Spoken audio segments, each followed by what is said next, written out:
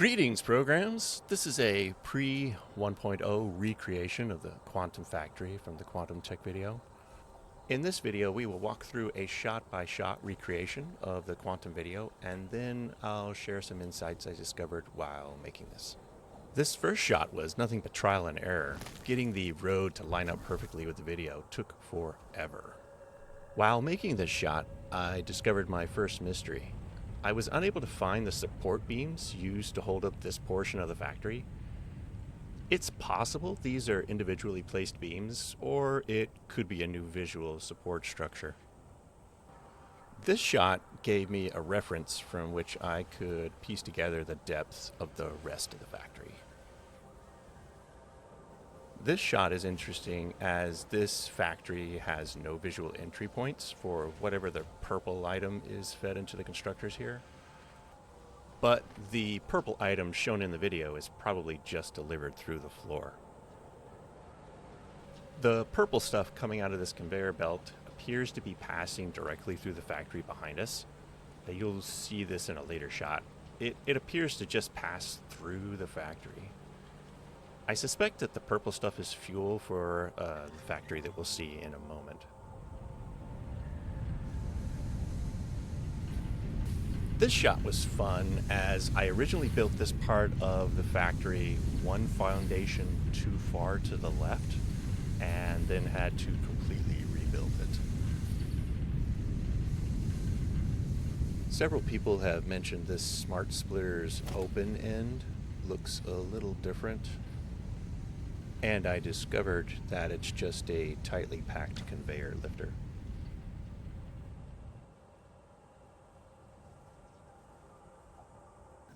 The bottom left of this shot is where the purple stuff is passing through from the other side of this building.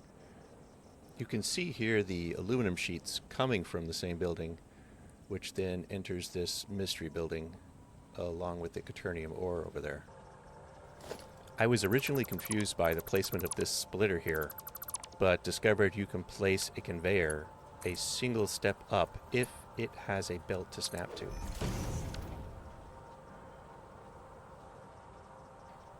When I got to this shot, I realized the roof where the drone port is sitting was off by 3 foundations, so I had to completely rebuild these 2 factory buildings. When I got to the rear of the factory, I realized the entire build was 1 meter lower than in the video, but I decided to ignore the discrepancy and keep going. When putting this sky shot together, I realized some of these belts don't make any sense. Some of them carry items that come from under the floor, while others appear to travel down a belt for some time. Here's the coal entering the collider. And in the video, it comes out as some sort of crystal. This is the same area we just flew over, but from the belt's perspective. And now we're looking back on the same belt, but from a different perspective. I get the sense that this processed coal is used as fuel, as we'll see in a moment. Again, this is the same belt as it moves into this 4x3 building to get processed into some sort of final fuel product. And this shot is just from the top of the fuel product building.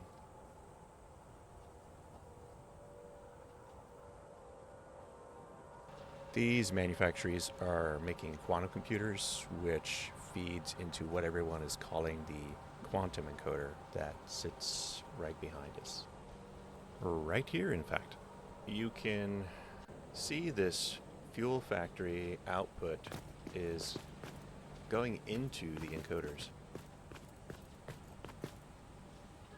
I suspect that these inputs are fuel for the encoders.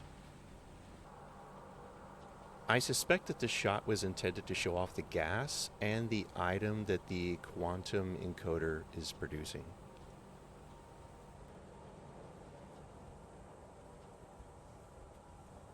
In the video, we see these 2 particle colliders processing the crystal coal to produce some sort of purple crystal.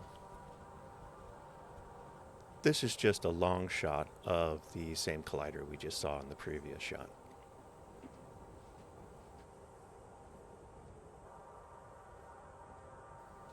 All of the remaining shots happen on the other side of this train station.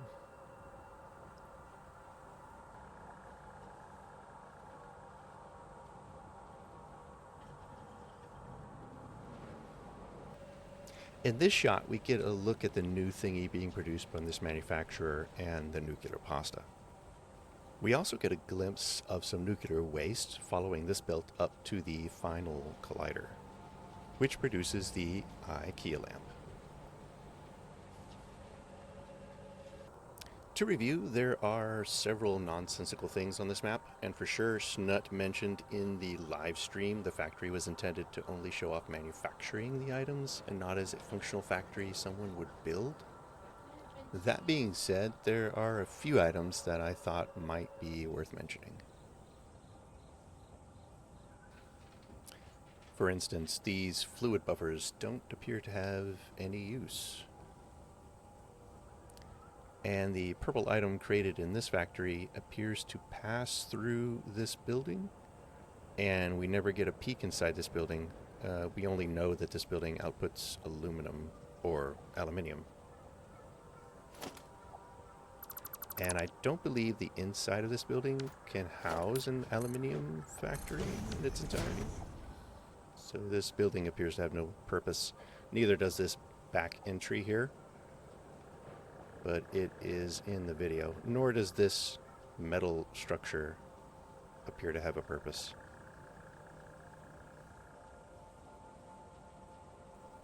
At first I thought this quick wire came out of this building, but it instead comes out of the floor.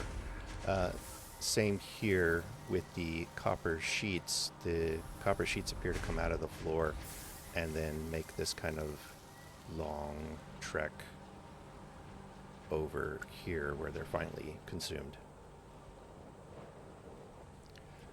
This factory over here appears to house only a single building, which outputs the what I'm calling the fuel for the quantum encoders. Over here, I have no idea what these storage containers are for. They are clearly in the video, and there's some items that come out of that train behind it that appear to go nowhere. I realized when I was making this video that I placed the train 2 foundations too far to the right. This entire foundational factory and the train needs to be 2 foundations to the left. If you look closely at the video, you'll see 3 biomass burners sitting here. The interesting thing about those biomass burners is they appear to have entry points for conveyor belts. That's all I have for you today. I really enjoyed making this map and this video. I hope you enjoyed, and I'll see you again in 1.0.